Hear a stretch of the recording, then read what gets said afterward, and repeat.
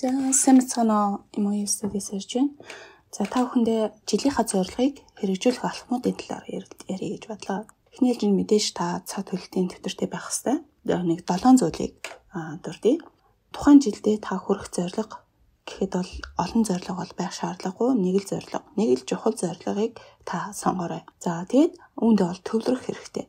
За тэр төвлөрлийн талаар дараагийн хэсгээр бол та хүнтэй илүү дэлгэрэнгүй ярив. Хоёр дахь хэсэг болохоор судалгаа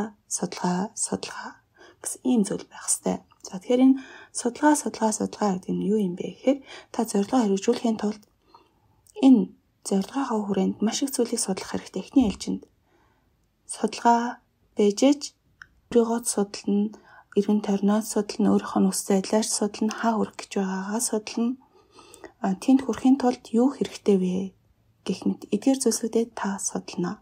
За, гурав дахь нь цаг үе болон улирлаа зөв мэдрэх. Яг одоогийн улирал, таны амьдралын улирал ямар байгаа, орчны нөхцөл ямар байгаа, мөн ажлын чинь төлөв байдал ямар байгаа, та аль цаг үе дээр амьдарч ийн гэх мэт эдгээр зүйлсүүдэд та маш сайн зөв мэдрэх хэрэгтэй.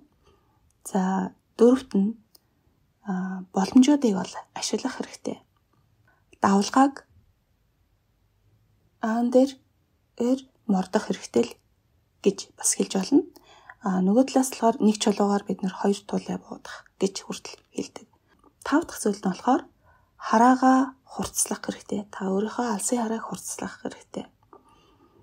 Буюу энэ чиглэл та тэрнийг бүр тэлэх хэрэгтэй. Тэгэхээр энэ алсын хараа та тэр зүйл рүү чиглээд ер нь цаашид яах уу гэдэг талаар нэгснээ бид нар эргэцүүлэх, бодож явж явах хэрэгтэй гэсэн.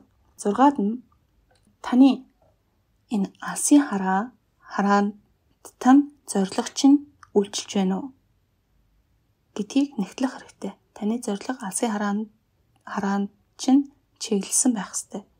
Алсын хараанд чинь үйлчилсэн байх хэрэгтэй.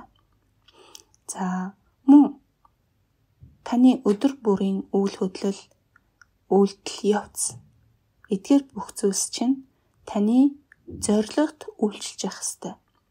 Хэрвээ энэ зүйлийг та ингэж нэгнээс нь нөгөө рүү нэгэн шугамд, нэгэн чиглэлд барьж чадах юм бол та зорилгодоо хүрэхэд маш ойрхон байна гэсэн үг. 7-д нь гэр бүл болон ойр тойрныхонтойгоо хуваалцах хэрэгтэй. Яагаад гэвэл бид эргэн тойрныхноосоо гэр бүлийнхнээсээ хамааралтай байдаг. Мөн гэр бүлийнхэндаа ч гэсэн энэ талаар та мэдэгдэх хэрэгтэй. Та юу хийхийг зорж байгаа, юу руу тэмүүлж байгаа, юу чиглэж байгаа. За, тийм учраас та гэр бүлдээ энэ тал дээр та тусалж дэмжиж чадна. Энэ тал дээр тэдгээрээс гэр бүлийнхнаасаа тусалцаа авах шаардлагатай байна гэдгийг хэлж ярьж тохиролцох хэрэгтэй.